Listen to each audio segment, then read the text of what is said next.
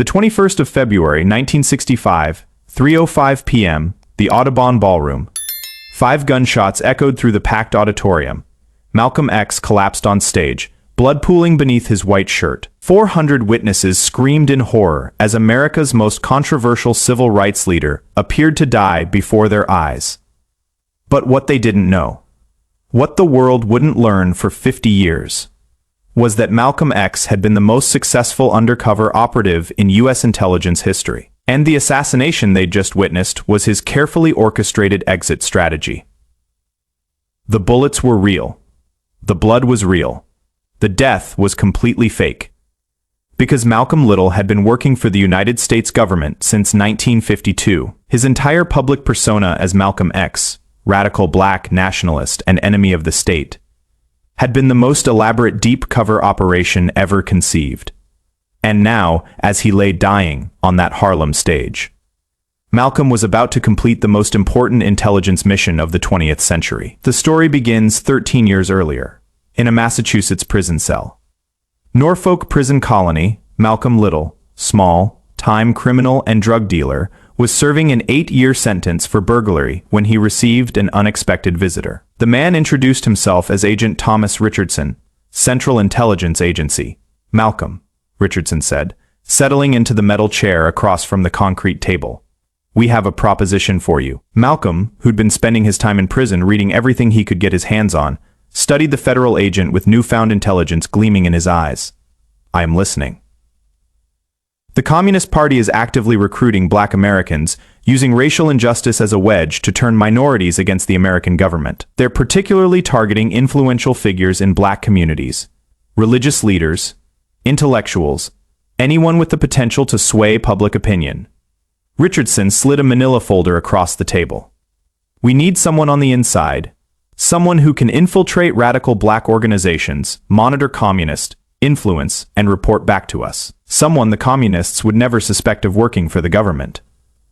Malcolm opened the folder. Inside were photographs of Communist Party meetings, documented financial transfers from Moscow to American black nationalist groups, and evidence of Soviet attempts to weaponize civil rights movements against us interests. Why me? Because you are exactly what we need. A black man with a criminal background, someone who has legitimate grievances against the system. Someone who could believably transform into a radical leader, someone the real radicals would trust completely. Richardson leaned forward. We're not asking you to betray your people, Malcolm. We're asking you to protect them. The Soviets don't care about black civil rights. They want to use black Americans as pawns in their war against democracy.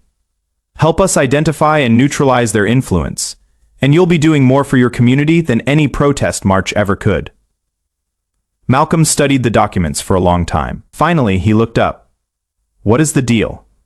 Full presidential pardon immediately upon completion of your mission, new identity, financial security, witness protection if necessary, and most importantly, you'll help ensure that the civil rights movement stays in American hands, not Soviet ones.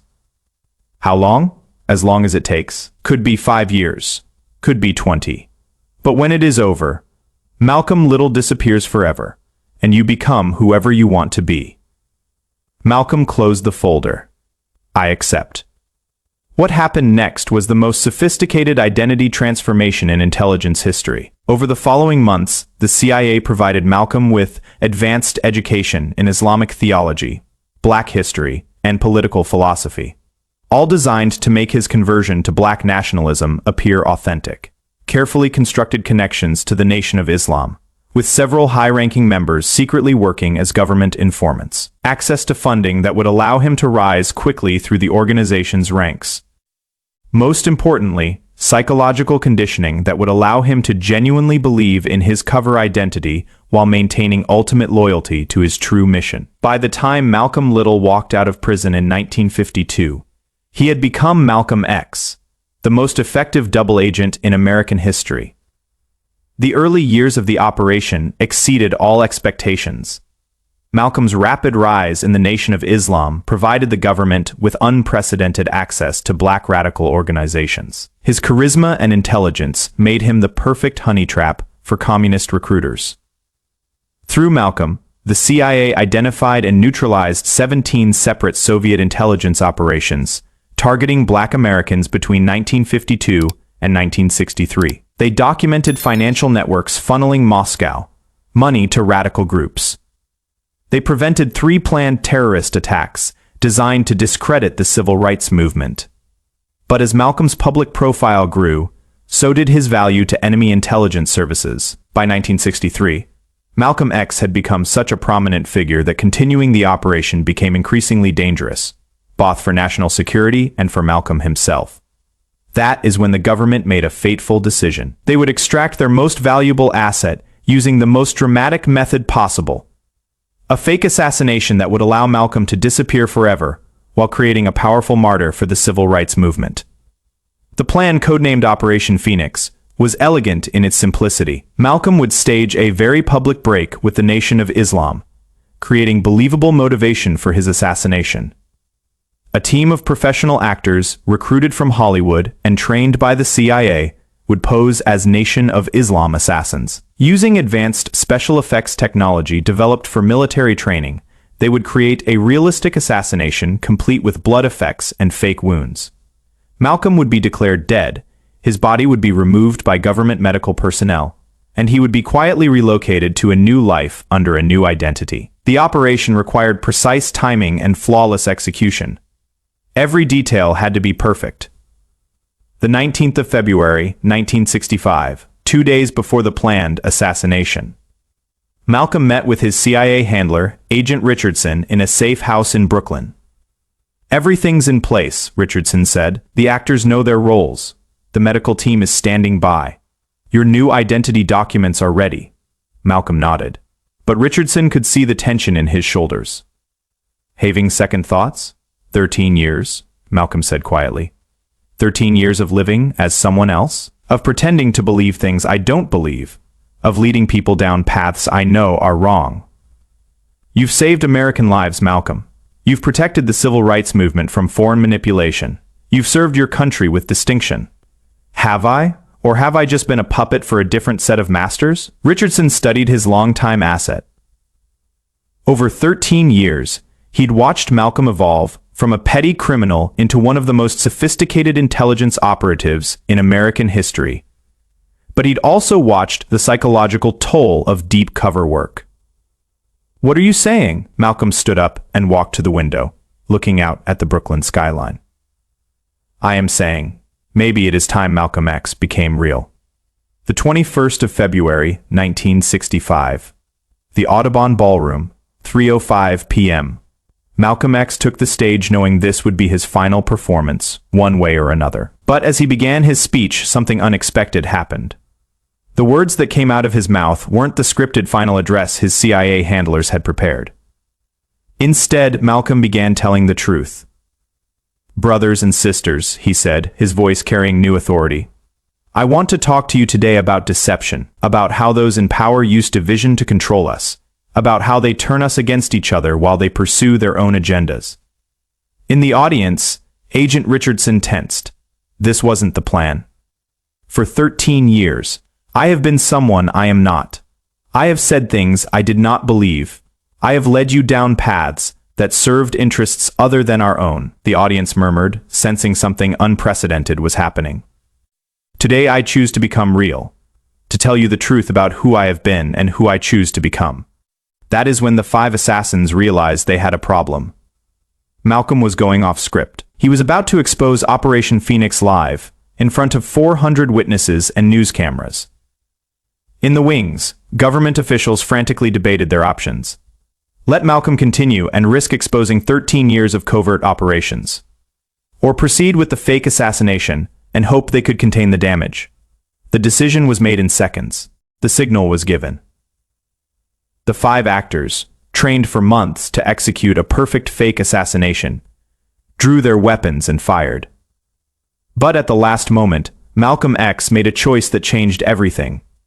Instead of falling as rehearsed, instead of playing his part in the elaborate deception, Malcolm remained standing. The special effects bullets, designed to create the illusion of gunshot wounds, struck exactly as planned. Blood packets concealed in his clothing burst on cue, but Malcolm didn't collapse. Instead, he pulled the fake blood packets from his shirt and held them up for the audience to see. Theater, he said simply. All of it, 13 years of theater. The audience erupted in confusion. The assassins stood frozen, unsure what to do. Government agents in the wings frantically tried to salvage the operation, but Malcolm X continued speaking. I have been an actor playing a role, a government agent posing as a radical, a puppet dancing to strings I thought I could control. He dropped the blood packets to the floor, but no more. Today, Malcolm Little dies, Malcolm X, the government operative, dies, and someone new is born, someone who will fight for real justice, not scripted revolution.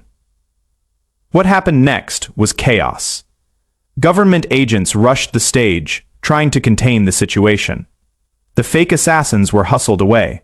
News cameras were confiscated. Witnesses were questioned and threatened. But it was too late. Malcolm's revelation had been heard by 400 people. Word spread through Harlem like wildfire. By evening, the story was being whispered in barber shops and shouted in meeting halls across Black America. The government's most successful deep cover operation had been blown by the operative himself. The aftermath was swift and brutal. Within hours, Malcolm X was officially classified as a rogue agent and enemy of the state. Kill orders were issued, real assassins, not Hollywood actors, were dispatched. But Malcolm had anticipated this. 13 years of intelligence training had taught him how to disappear, how to survive, how to stay ahead of the hunters. For the next 3 years, Malcolm X became exactly what the government had always pretended he was, a genuine revolutionary operating outside the system. He used his intelligence training to build networks the authorities couldn't penetrate. He applied psychological warfare techniques against the very people who had taught them to him. He turned every skill the CIA had given him against his former handlers. Most importantly, he began telling the real truth about government infiltration of civil rights organizations, about how the movement had been manipulated from within, about how genuine progress had been deliberately delayed and controlled. The real assassination came on the 21st of February, 1968, exactly 3 years after the fake one. This time, there were no actors, no special effects, no elaborate staging, just professional killers with real bullets sent to eliminate a rogue agent who knew too much. Malcolm X died as he had chosen to live those final 3 years, as himself, not as anyone else's creation. But his legacy lived on. The revelation that the government had been running deep cover operations within the civil rights movement sparked investigations that exposed decades of illegal surveillance and manipulation.